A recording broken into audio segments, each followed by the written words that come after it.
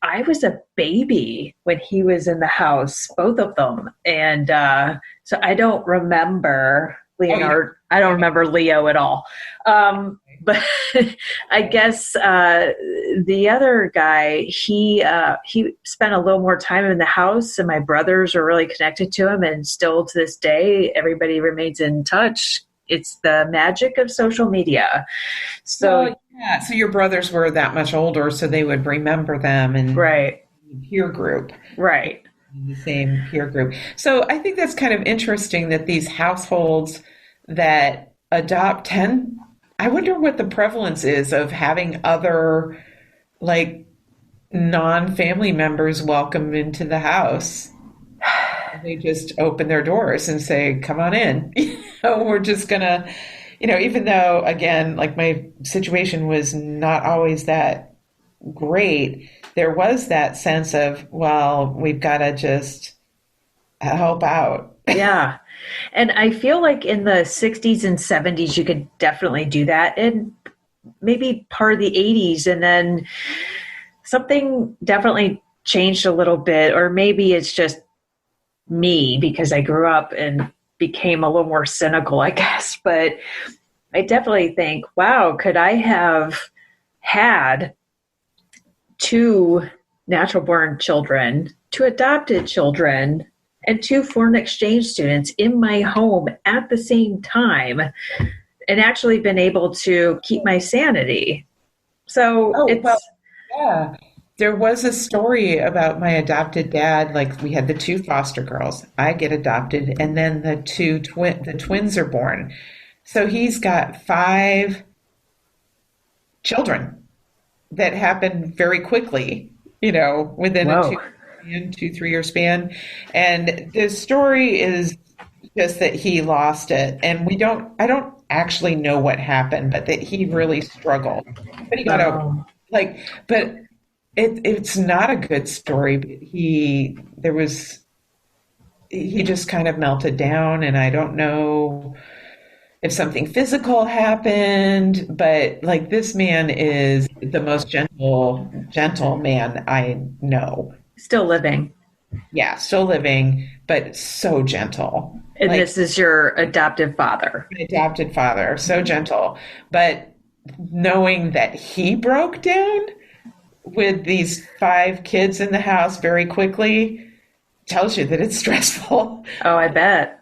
It's so I, gentle. to be honest with you, and maybe we should reveal this early, neither one of us are parents. Oh, right. Yeah, we should include that.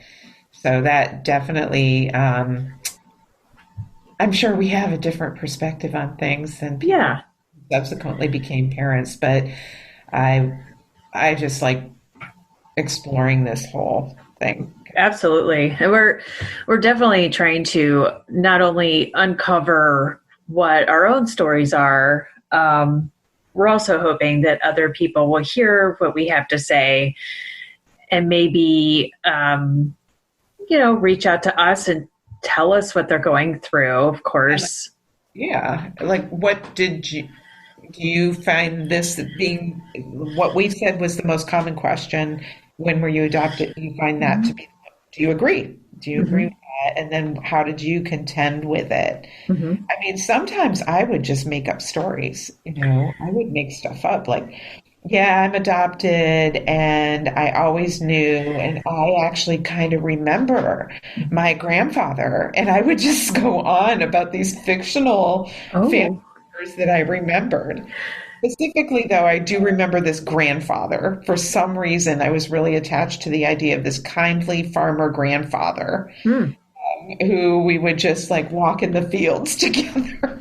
And this was a made up character. Made up character, Oh 100%. wow, wow. Made up. Like I would tell people, yeah, I remember my family. Total bullshit. But Well, I would just make stuff up that would be kind of an interesting story to tell, and very kind of romantic in my mind, like wonderful, kindly people in my life before I got adopted because there was a tragedy, and then I got just attention seeking, I'm sure. nice.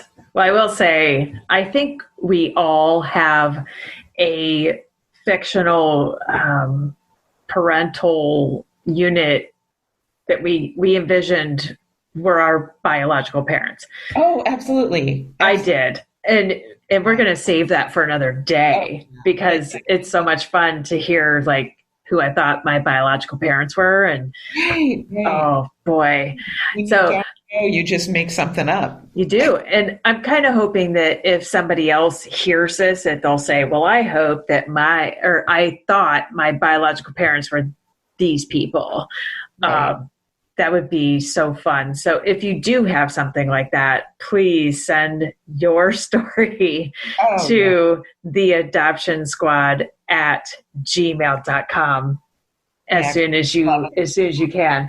Um, I think that the topic for next week that we agreed upon is going to be what made you search for your biological family in the first place? Yeah. And when, like the who, what, where, why, when, Mhm.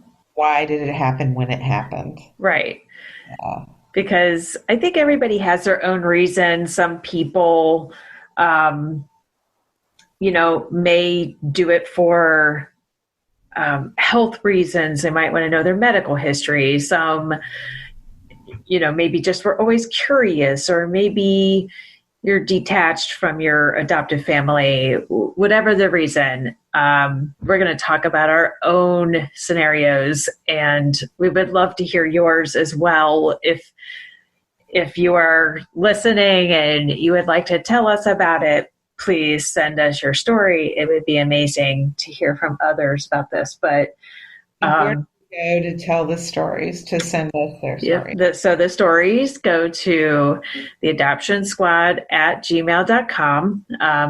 You can also go to our website at theadoptionsquad.com, or you can click on any of our social media sites. You'll find us.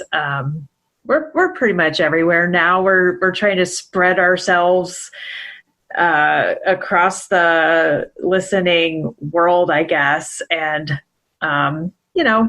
we're just getting ourselves started. And we know that there are many adoption type of um, podcasts out there, but everybody's story is unique and different and special. And so we're hoping that our experiences can also influence other people in their journey.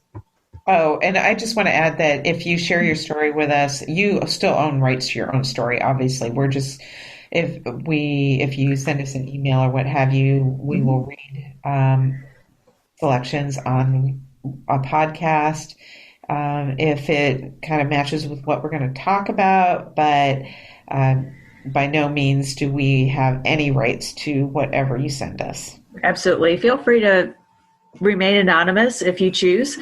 Um, we have people in our own lives that we're choosing to keep anonymous, and our stories are even still developing as we speak, I Right. believe. I don't think there are ever any stories that are complete ever.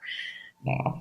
So I'm excited that we're already through episode 2. We still have a lot to cover. And I know that Annie and I, we've never exhausted that list of brainstorms. So just keep tuning in every week if you can. And if you tune in on week 140, come back to week 1, which will feel very sorry for you because we say the word all the time. Well, right now, I just want to say, like the Waltons, which, 99% of the people won't even know what that's referring to, but the Waltons was a television show. And at night, they would say goodnight to each other from their various bedrooms. You would just hear, good night, John Boy. Good night, Mary Ellen. I want to say goodnight to my fictional grandfather right now. And your fictional grandfather is Wilford Brimley? Yes. Well, Is he? yep. Really? No. No. Oh, No, but I want to say goodnight to all of the people who I call family. That's so nice. I wasn't prepared, but I will say I need to get something out there. I just need to encourage people. If you're listening, please, please, please make your voices heard. Please vote. And I would also like to, well, I don't know what time of day you're listening, but good day, good morn, good morrow. I don't know what people say. To everybody, thank you. Thank you so much. Nice talking to you, Mary. You too. All right. Word to your mother. And to your father. All right.